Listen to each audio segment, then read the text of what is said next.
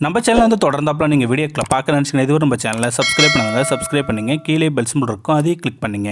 சரி, வாங்க நம்ம வீடியோக்குள்ளே போகலாம். வணக்கம் நண்பர்களே. ஒருவனுக்கு 4 மனைவிகள் இருந்தார்கள். ஆனால் அவன் தனது 4வது மனைவி மட்டும் மிகவும் அதிகமாக நேசித்தான்.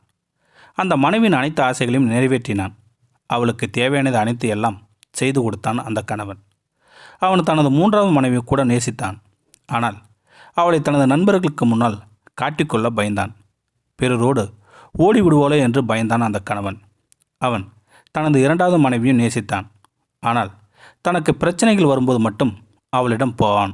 அவளும் அவனுடைய பிரச்சனைகளில் உதவினாள். ஆனால் அவன் ஒருபோதும் தனது முதல் மனைவியை நேசிக்கவே இல்லை. ஆனால் அவளோ அவன் மீது மிகவும் நேசம் வைத்திருந்தாள். அவனது எல்லா தேவைகளையும் அவள் கவனித்து கொண்டாள். ஒரு நாள் அவன் மரணப்படுக்கையில் விழுந்தான். இறக்கப் போவதே உணர்ந்து விட்டான் அந்த கணவன். தான் இறந்த பிறகு தன்னுடன் இருக்க ஒரு மனைவியை விரும்பினான் அந்த கணவன். தன்னுடன் சாக யார் தயாராக இருக்கிறீர்கள் என அறிந்து கொள்ள விரும்பினான் அந்த கணவன். தான் அதிகமாக நேசித்த 4வது மனைவியை அழைத்தான். அவளோ அதிரடியாக மறுத்துவிட்டு அவனை விட்டு நீங்கிவிட்டாள். அவன் தனது 3வது மனைவியை அழைத்தான். அவளோ, நீயே சாகப் போகிறாய், நான் வேறு ஒருவருடன் போகப் போகிறேன் என்று கூறிவிட்டு சென்று விட்டாள். பிறகு தனது 2வது மனைவியை அழைத்து கேட்டான். அவளும், சாரி, என்னால் உன் கல்லறை வரைக்கும் கூட வர முடியும், கடைசி வரை உன்னுடன் வர முடியாது என்று மறுத்துவிட்டாள் அந்த மனைவி. நொந்து போன அவன் இதயம் தளர்ந்து போனது. அப்போதுதான் அவனது முதல் மனைவியின் குரல் ஒலித்தது.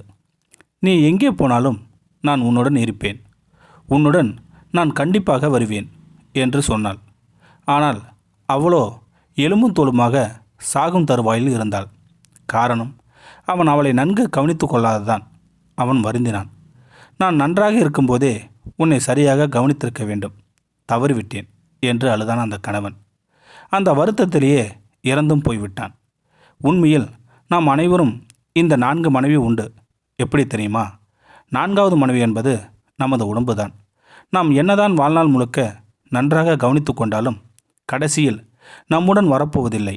நாம் இறந்ததும் அதுவும் அழிந்து போகிறது. 3வது மனைவி நமது சொத்து சுகம்தான். நாம் மறைந்ததும் அவை வேறு யாருடனோ சென்று விடுகிறது. நமது 2வது மனைவி என்பது நமது குடும்பம் மற்றும் நண்பர்கள்தான். அவர்கள் நமது கல்லறை வரையில்தான் நம்முடன் கைகோர்ப்பார்கள். அதற்கு மேல் நம்முடன் கூட வரப்போவதில்லை. நாம் கவனிக்காமல் விட்ட முதல் மனைவி நமது ஆன்மாதான். நாம் நன்றாக இருக்கும்போது நம்மால் கவனிக்கப்படாமல் நலிந்து சிதைந்து போயிருந்தாலும் நம்முடன் இறுதி வரை கூட வரப்போவது நமது ஆன்மாதான். இதுதான் வாழ்க்கை, இதுதான் பயணம். இந்த வீடியோ உங்களுக்கு பிடிச்சிருந்தா கமெண்ட் பாக்ஸில் கமெண்ட் பண்ணுங்கள். கூட உங்கள் ஃப்ரெண்ட்ஸுக்கு ஷேர் பண்ணுங்கள். இதுவரை நம்ம சேனலை சப்ஸ்கிரைப் பண்ணுங்க. கீழே பெல் சிம்பிள் இருக்கும், அதையும் கிளிக் பண்ணுங்கள். தேங்க்யூ ஃபார் வாட்சிங்.